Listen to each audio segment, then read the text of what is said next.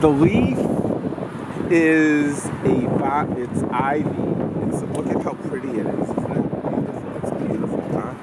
It's beautiful. I love nature, and I have nature in my bedroom. And I go around to the different areas of the city, and I pull stems and I break branches off and I bring them into my room, and it looks like I'm living in the woods in my bedroom. Doug Robinson. And where are you from? I am from Massachusetts. I grew up here, moved around a lot growing up, mostly in the suburbs. I've lived on the Cape and out in Truro, Mass, and I've lived in New Orleans. Let's see, I'm 53. I will be 54 in August. Is my birthday, August 26th. I'm a Virgo. If anybody follows that, very much my sign. I love romance. I'm a writer. I'm just coming out of sheltering. It'll be a year and a half come April, living in what they call a single room occupancy. It's a bedroom space in a transitional housing. My goal is within a year and a half from now to be in a studio with my first dog. Yeah. Yes, my first. I'm going to be a first-time owner. I'm going to get a rescue dog. I think rescue dogs are the best. There's a separation that needs to be made because there's two different things going on here. There's homelessness, and then there's sheltering. Homelessness is what perpetuates the sheltering. But the first thing to happen is the homelessness, and that began in 2013. And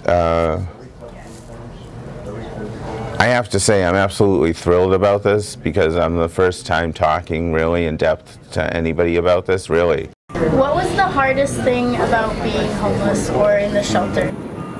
Close quarters and the regimen of it. There was a lot of discipline involved. There was waiting, waiting to get into the shelter. And it's the letting go. It's the letting go of the material things you find, but you find that things are just things. It's a dry shelter. They call them dry shelters because they don't allow alcohol or drugs. And you have to be tested. You have to be tested when you first go in there, and you have to be tested on a cycle. I'm on a medication myself for my HIV status. I take 1 pill a day. But some of these guys had like bags, shopping bags full of meds. And then one of them just passed away from an overdose.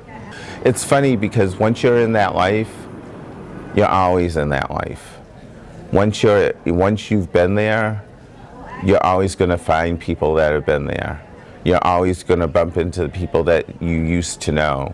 And there's a whole lifestyle that, you learn how to be frugal, you learn how to minimize, you learn what's good to take out of the trash, what's not. When you're homeless, you're on the other side of society. You're on the other side of the coin of society.